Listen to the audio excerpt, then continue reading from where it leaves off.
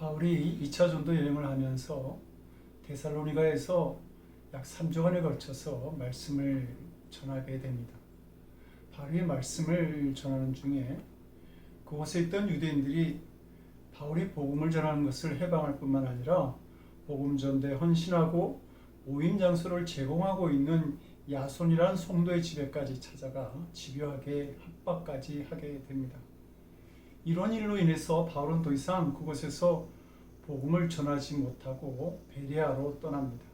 그러나 이렇게 짧은 전도에도 불구하고 데살로니가 교인들의 믿음은 뜨겁게 성장해서 바울을 기쁘게 만들었습니다. 그런데 이 교회에 문제가 생겨나기 시작합니다. 짧은 신앙생활로 인해 그들은 구체적으로 어떻게 예수님을 믿어야 하고 교회 생활은 어떻게 해야 하는지를 잘 몰랐습니다. 성경이 무엇인지 말씀에 대한 이해와 지식이 부족했던 그들은 예수님의 재림에 대하여 잘못된 이해를 하게 됩니다. 곧 예수님이 재림하실 터이니 굳이 열심히 살려고 노력하지 않아도 되고 도덕적인 삶을 살려고 하지도 않았던 것입니다. 교회가 사회적으로 문제가 되었습니다.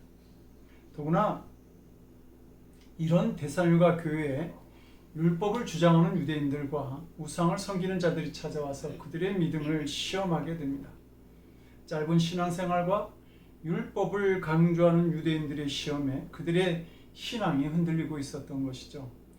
데살로니가 교회는 이제 막 걸음마를 하는 단계에서 혼자가 되었고 이 모습을 보고 시험하는 자들이 몰려들었기 때문에 믿음이 흔들릴 수 있는 위험에 처하게 된 것입니다.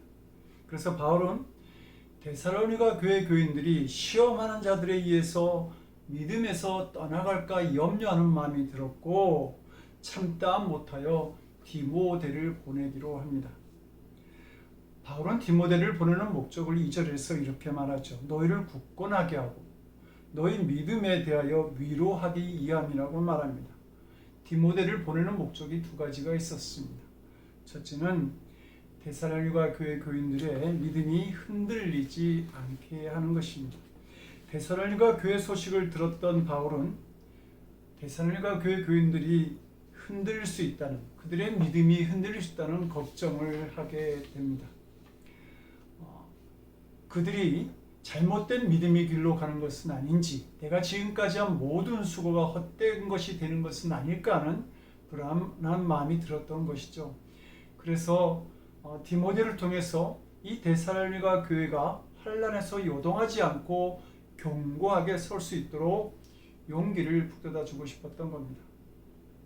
아브라함은 아들을 주시겠다고 하는 하나님의 약속을 믿고 기다렸지만 15년의 시간이 흐른 동안 약속은 이루어질 기미가 보이지 않았습니다. 오히려 아내인 사라가 생리적으로 아이를 가질 수 없는 몸이 되자 그의 믿음도 조금씩 흔들리기 시작합니다. 초조한 마음에 그는 사라가 아닌 사라의 몸종인 하갈의 몸을 빌어서 이스마엘이라고 하는 아들을 낳게 됩니다. 아브라함이 처음부터 이런 사람은 아니었습니다. 그는 오직 믿음으로 하나님의 말씀에 순종하여 고향과 친척과 아비의 집을 떠나 가나안 땅까지 온 사람이었습니다. 그러나 그는 자신이 처한 형편과 상황을 보면서 그의 믿음이 흔들렸던 것이죠. 믿음의 조상도 흔들렸던 이 모습을 보면서 우리가 지금 훈련받아야 할 과목은, 신앙의 과목은 시련 앞에서 흔들리지 않는 믿음이라고 하는 것을 알게 됩니다. 디모데후서 3장 1절은 너는 이것을 알라 말세에 고통하는 때가 이르라 이렇게 말씀하죠. 여기에서 말세를 고통하는 때라고 말하는데 이 고통이라고 하는 말은 다루기 힘들고 어려운 뜻과 함께 견디기 힘든 위험한 상황을 말합니다. 그러니까 말세는 신앙을 지키기가 아주 힘들어지는 때, 끝까지 신앙을 고수해야 하는가를 끊임없이 갈등하는 시기, 즉 신앙의 위험기라고 하는 말이며 또한 영적인 고통의 때, 즉 영혼의 통증, 영혼의 영적인 아픔 때문에 견딜 수 없는 때라고 하는 의미를 가지고 있습니다. 코로나 이후 많은 성도들이 믿음 생활이 나태함과 안일함에 빠져 있다고 고백합니다. 그러나 우리 믿음의 문제는 코로나만의 문제가 아니죠. 죄가 더한 곳에 은혜가 넘치는 것처럼 하나님의 역사가 있는 곳에 마귀도 찾아옵니다. 교회와 성도는 끊임없이 여러 가지 모습으로 시험을 받을 수 있다는 말입니다. 그 결과 신앙의 열정을 잃어버린 채 점점 자기 희생과 헌신, 십자가도 없는 믿음에 익숙해지게 됩니다. 마치 십자가가 하나의 액세서리가 되어진 것처럼 자기 만족과 필요를 위해 믿음을 가지는 그 믿음의 위기 시대가 오는 것입니다. 찬송가 490장 3절은 이렇게 찬양합니다. 세상 풍조는 나날이 변하여도 나는 내 믿음 지키리니 인생 살다가 죽음이 꿈 같으나 오직 내 꿈은 잠되리라. 우는 사자와 같이 사탄이 우리의 믿음을 흔드는 이 시대에 흔들리지 않고 내 믿음을 지키겠다고 하는 이 찬양이 우리의 찬양, 나의 찬양이 되기를 기도합니다. 두 번째로 바울은 데살로니가 교회를 위로하고 싶었습니다. 무슨 일이 있어도 절대 믿음을 잃지 말고 굳굳하게 믿음으로 잘 이겨내라고 격려하고 싶었던 것입니다. 위로하다라고 하는 헬라어 파라카레오는 누군가 나를 돕기 위해 부름을 받아 내 곁에 계신다 라고 하는 뜻입니다. 위로는 곁에 있어 주는 것입니다. 아픔의 현장에 함께 있는 것이죠. 고통받는 사람들과 함께 있는 겁니다. 다니엘서를 보게 되면 다니엘의 세 친구 사드락과 메삭과 야벳누고가 신앙의 절개를 지키기 위해 그 불덩이 풀물불에 던져지는 고난을 당하게 됩니다. 그런데 다니엘의 세 친구를 풀물불에 던졌던 왕은 불 가운데 세 사람이 아닌 네 사람을 보게 됩니다. 하나님께서 고난받는 자들의 자리 한가운데 함께 하셨던 것이죠. 함께 해주는 것보다 더 큰 위로가 없는 것입니다. 고난과 실패 현장에서 나눌 수 있는 최대의 위로는 다른 것이 아닙니다. 함께 있어주는 것입니다. 고난의 현장에 함께 있어주는 것, 그것이 최대의 위로가 되는 것이죠. 데살로니가 교회가 받는 핍박과 시련에 함께 할 수 없었던 바울은 아들 같은 디모데를 보내서 함께 하고 싶었던 것입니다. 성도 여러분, 오늘날 우리가 사는 시대가 바로 위로가 필요한 시대입니다. 마더 테레사는 인간의 가장 큰 질병은 결핵이나 문둥병이 아닙니다. 아무도 돌아보지 않고, 아무도 위로하지 않고, 아무도 사랑하지 않고, 아무도 필요로 하지 않는 것이 가장 무서운 병입니다. 빵이 없어서 죽어가는 사람도 많이 있지만 작은 사랑이 없어서 죽어가는 사람도 참 많이 있습니다. 이렇게 말하죠. 가정에서의 사랑의 부재, 인종 간의 혐오, 사랑과의 갈등, 아픔이 가득한 이런 세대에 그들과 함께 살아가면서 더 많은 사랑과 위로를 나눌 수 있는 위로자가 필요한 시대인 것입니다. 사도행전 4장에는 고난 중에 있던 초대교회 성도들과 함께 위로를 나누었던 한 사람을 소개하고 있습니다. 그 사도행전 4장 36절 37절은 이렇게 말합니다. 구브로에서 난 레이족 사람이 있으니 이름은 요셉이라. 사도들이 일컬어 바나바라, 번역하면 위로의 아들이라 하니 그가 밭이 있음에 팔아 그 값을 가지고 사도들의 발 앞에 두니라. 이 사람은 요셉이라고 하는 이름이 있었지만 위로의 아들이라는 별명 바나바가 더 유명한 사람이었습니다. 마치 베드로는 별명이고 본명은 바요나 시몬인 것처럼 말입니다. 그는 초대교인들에게 위로를 나누고자 자기의 밭을 팔아 그 값으로 사도들에게 주기를 기뻐한 사람입니다. 어쩌면 그는 아픈 사람을 위로하고 어긋난 길로 가는 사람들을 잘 권면하시는 분이었을 수도 있을 것입니다. 그래서 예루살렘 교회 성도들이 바나바를 좋아하고 존경해서 이런 별명을 붙여준 것입니다. 그리고 이 바나바의 위로가 예루살렘 교회에 닥친 환난과 핍박을 이기게 하는 힘이 되었습니다. 그곳에는 천국의 소망이 있었고 자기의 것을 나누는 사랑이 있고 뜨거운 예배가 있고 종과 주인이라고 하는 신분, 이 신분을 초월한 평등한 교제가 있었기 때문입니다. 교회 안에 꼭 있어야 되는 분들이 바로 이런 분들입니다. 남을 유난히 잘 위로하고 마음 편하게 푸근하게 감싸주는 그러한 성도들 말입니다. 이런 분들 몇 분만 있으면 교회 분위기는 정말 따뜻해집니다. 오고 싶은 교회가 될 수 있는 것이죠. 그런데 우리는 이 세상의 가장 큰 고난은 내가 겪는 고난이다 이렇게 말하지 않습니까? 아무리 타인이 큰 고난을 겪어도 내가 겪는 고난이 가장 크게 느껴진다는 말입니다.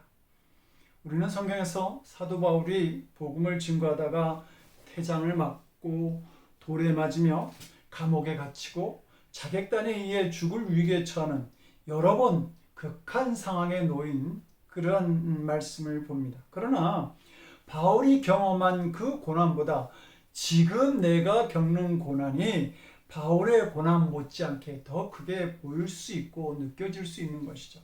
그래서 우리는 여러분도 남을 위로하는 좋은 위로자가 되세요. 이렇게 말하면 나 하나도 힘들어 죽겠는데 남을 위로하긴 뭘 위로합니까? 나 하나 살아가기도 벅찬데 내 한 몸 추스리기도 어려운데 남을 돕고 위로할 정신은 더욱 없습니다. 라고 말합니다. 나도 다른 사람들이 겪는 똑같은 아픔이 있기 때문에 다른 사람을 위로할 힘이 없다고 말하는 것입니다. 그런데 성도 여러분, 내가 경험한 아픔이 오히려 다른 사람들을 위로할 수 있는 힘이 된다고 하는 사실을 아십니까? 지난주 음악을 듣기 위해 유튜브에서 음악 사이트를 찾던 중 이런 글을 보았습니다. 끝이 없는 항암, 아직은 살고 싶은 60살, 간, 폐, 림프절 못된 암과 힘겨운 싸움을 하고 있습니다. 무섭고 두렵습니다. 너무도 힘이 듭니다. 외롭습니다. 병원에서 항암 중 모처럼 옛 생각에 지나간 좋은 추억들을 그려봅니다. 감사합니다. 좋은 음악 잘 듣고 갑니다. 그러자 그 밑에 수많은 댓글이 그분을 위로하고 있었습니다. 많은 기독교인이 응원하고 있었고 무엇보다 암에 걸린 사람들이 자신이 경험했던 암, 자신이 지금 치료받고 있는 상황을 나누며 위로를 나누고 있었습니다. 내가 힘들어봐서 남 힘든 것도 안다는 것입니다. 내가 아파봐서 아픈 게 얼마나 서러운지 알기에 아픈 사람 돕고 싶고 위로하고 싶은 것입니다. 내가 당한 상처가 있기에 다른 상처 입은 사람을 더 잘 이해하고 더 잘 위로할 수 있다는 것이죠. 바로 이런 내용을 담은 책이 헨리 나우엔이 지은 상처를 입은 치유자입니다. 저자 헨리 나우엔은 예수의 신부고 뛰어난 학자였습니다. 예일대, 하버드 이런 최고의 대학에서 교수로 인정받는 안정된 삶을 살다가 갑자기 그 모든 것을 그만두고 캐나다의 발달장애인 공동체 라르시 데이브레이크에 들어가서 1996년 심장마비로 사망하기까지 장애인들을 섬기면서 삽니다. 그는 자신이 이렇게 할 수 있었던 이유를 그의 책 상처 입은 치유자에서 이렇게 말합니다. 상처 입은 치유자의 첫 모델은 바로 예수 그리스도이십니다. 예수님 스스로 고난을 당하고 채찍질과 온갖 모욕 그리고 마지막에는 극심한 십자가의 그 고통과 상처를 통해 우리를 구원하시고 치유하셨습니다. 마찬가지로 우리 성도들도 내가 온전하고 문제없어서가 아니라 예수님처럼 나도 상처 있고 아프지만 나도 힘들고 문제가 많지만 오히려 그런 경험 때문에 남을 더 잘 싸매고 위로하고 치유하는 적임자가 될 수 있습니다. 누가복음 10장에는 선한 사마리아인의 이야기가 나옵니다. 강도받는 사람 앞에 믿음이 좋다고 잘난 체하던 제사장이나 레위인이 지나갔지만 다 그를 버려두고 떠나갑니다. 그때 길을 가던 멈추고 강도 만난 사람을 불쌍히 여기고 상처에 기름과 포도주를 붓고 상처를 싸매며 그를 주막에 데려가 보살펴주고 완치될 때까지 그 비용을 주인에게 지불해 준 사람은 당시 가장 멸시받고 가장 많은 상처를 가지고 살았던 바로 사마리아인이었습니다. 성경은 바로 이 손가락질을 당하며 사람 취급받지 못하던 이 사마리아인처럼 세상에서 상처가 가장 많고 가장 힘든 일을 겪어본 사람이 오히려 남을 더 잘 치유하고 돕고 위로할 수 있다고 가르치고 있는 겁니다. 저는 종종 집에서 강한 풀냄새를 맡을 때가 있습니다. 바로 옆집에 가드너가 다녀간 후입니다. 그때 알게 됩니다. 잔디의 비린내 같은 그 향긋한 풀냄새를 가장 강하게 맡게 될 때는 날카로운 칼날에 잔디들이 잘려 나갈 때라고 말입니다. 그래서 정호승 시인은 풀잎에도 상처가 있다라고 하는 그의 시에서 상처 많은 꽃들이 가장 향기롭다라고 말합니다. 마찬가지로 우리가 받은 고난과 아픔은 가장 귀한 위로를 드러낼 수 있는 큰 능력이 되는 것입니다. 데살로니가 교인들을 위로하기를 원했던 바울은 뜻밖의 반가운 소식을 디모데를 통해 듣게 됩니다. 그 내용을 6절에서 너의 믿음과 사랑의 기쁜 소식을 우리에게 전하였다고 말합니다. 데살로니가에 다녀온 디모데가 말하는 것이죠. 바울 선생님, 걱정 안 하셔도 될 것 같습니다. 데살로니가 성도들의 믿음은 확실합니다. 사랑도 넘칩니다. 비록 환난과 핍박이 많이 있지만 꿋꿋하게 믿음을 지키고 서로를 아끼고 사랑하고 격려하면서 잘 지내고 있습니다. 그러니 조금 더 걱정하지 마십시오. 이런 말을 바울에게 들려준 것이죠. 데살로니가 교회와 교인들은 환난과 시험을 이긴 자들이 되어 있었던 것입니다. 게다가 바울 일행만 데살로니가 교회 성도들을 간절히 보고 싶어하는 것이 아니라 데살로니가 교회 성도들이 오히려 바울을 걱정하면서 간절히 보고 싶어 한다는 겁니다. 지금 누가 누구를 걱정해 주고 있는 겁니까? 바울은 데살로니가 교회 성도들을 혼자 짝사랑하고 걱정하고 있는 줄 알았는데 오히려 그들이 바울을 사랑하는 마음으로 걱정하며 믿음 중에 어떤 환난과 근심, 핍박과 궁핍도 다 이겨내고 잘 살고 있다고 하니 이 소식을 듣고 오히려 사도 바울이 더 큰 위로를 받게 되었던 것입니다. 그래서 바울은 7절에서 우리가 모든 궁핍과 환난 가운데서 너희 믿음으로 말미암아 너에게 위로를 받았노라고 말하고 있는 것이죠. 바울도 지금 궁핍과 환난 가운데 있었지만 이 데살로니가 교회 성도들의 소식을 들으면서 어렵고 힘든 마음 속에서도 바울은 너희 믿음으로 말미암아 위로를 받았다고 고백하고 있는 것입니다. 바울은 데살로니가 교인들의 믿음의 산 증거를 보았던 것이죠. 성도 여러분, 우리의 진정한 위로는 믿음에서 오는 것입니다. 바울은 위로하러 보냈다가 오히려 그들의 믿음으로 말미암아 더 큰 위로를 받게 됩니다. 그는 데살로니가 교회의 믿음과 사랑의 기쁜 소식을 들은 후 얼마나 좋았던지 8절에서 너희가 주 안에 굳게 선즉 우리가 이제는 살리라고 말합니다. 너희의 믿음으로 우리가 이제 살았다는 말입니다. 그래서 너무 기쁘고 감사하다. 지금 이 말을 전하고 있는 것이죠. 목회를 하다 보면 정말 기도가 필요한 성도들을 만날 때가 있습니다. 너무 큰 환난과 고난을 당하는 걸 보면서 잘 이겨내야 할 텐데 라고 하는 조바심으로 기도하게 됩니다. 백척간도에 서 있는 것만 같은 그의 이토록 환경을 보면서 내가 뭘 잘못해서 저들이 이런 시험을 만난 것인가 하는 생각도 합니다. 그래서 그의 믿음을 걱정하고 있는데 만나보면 오히려 담대하게 그 어려움을 이기면서 더 성장하는 믿음을 볼 때가 있습니다. 그런데 그 믿음이 얼마나 큰 기쁨을 주는지 모릅니다. 성도의 진정한 위로는 하나님의 산 역사를 경험할 때 옵니다. 궁핍과 환난이 커서 문제가 되는 것이 아닙니다. 절망의 한가운데 있을지라도 우리가 믿음과 순종으로 인하여 하나님의 역사를 경험할 수만 있다면 어떤 고난과 어려움 속에서도 언제나 새 힘이 생겨나게 되는 줄로 믿습니다.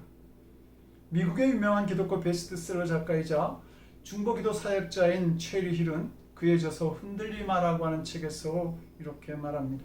영적 성장을 가져오는 중대한 시기는 언제나 인생의 가장 어려운 시련의 시기다. 왜냐하면 바로 절망의 한가운데 있을 때 우리는 어느 것도 바라보지 않고 오직 위만 바라보기 때문이다.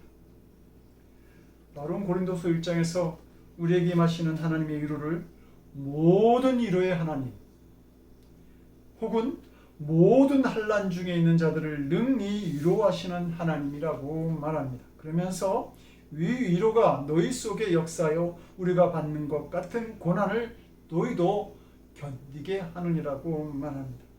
하나님의 위로가 우리의 신령 가운데 역사하게 되면 고난을 능히 이기게 하는 힘이 되는 것입니다. 그리고 감사가 터지고 기쁨이 일어나는 경험을 하게 되는 것이죠. 하이델베르크 요리문답이라고 하는 것이 있습니다. 16세기 종교개혁 이후에 유럽 전역에서 가톨릭에 대항해서 개신교 신앙을 고백하는 사람들이 확산되어 갔습니다. 이때 독일, 스위스, 스코틀랜드, 네덜란드 등에서 이런 신앙 고백을 요약해서 정리한 신앙 고백서가 나오기 시작했고, 이런 신앙 고백을 가르치기 위해서 질문 형식의 교재로 요리문답이라고 하는 것이 만들어지게 되었습니다. 하이델베르크 요리문답은 바로 이런 요리문답들 가운데 하나로 독일에서 만들어진 것입니다. 이 요리문답의 제1문항은 이렇습니다. 생사간에 당신의 유일한 위로는 무엇입니까? 살아있을 때나 죽은 후에도 당신에게 유일하게 위로가 되는 것은 무엇이냐고 묻는 것이죠. 이 요리문답이 답으로 가르치는 내용은 이러합니다. 살아서나 죽어서나 나는 나의 것이 아니요 몸도 영혼도 나의 신실한 구주 예수 그리스도의 것입니다. 그리스도께서는 그의 보혈로 나의 모든 죄값을 완전히 치르시고 나를 마귀의 모든 권세에서 해방하셨습니다. 또한 하늘에 계신 나의 아버지의 뜻이 아니면 머리털 하나도 땅에 떨어지지 않도록 나를 보호하시며 참으로 모든 것이 합력하여 나의 구원을 이루도록 하십니다. 그러므로 그분은 성령으로 나에게 영생을 확신시켜 주시고 이제부터는 마음을 다하여 즐거이 그리고 신속히 그를 위해 살도록 하십니다. 한마디로 말하면 하나님께서는 어떤 경우에도 우리를 포기하지 아니하신다는 말입니다. 우리를 보살펴 주시고 보호하여 주신다는 것이죠. 이것이 우리 그리스도인들에게 그 무엇과도 비교할 수 없는 위로가 되는 것입니다. 바로 이것이 하늘로부터 오는 위로입니다. 그렇습니다. 우리 그리스도인들은 이 세상 사람들과 달리 이 세상에서 위로를 찾는 사람들이 아닙니다. 하나님께서 주시는 저 하늘로부터 오는 위로를 기다리고 찾는 사람들입니다.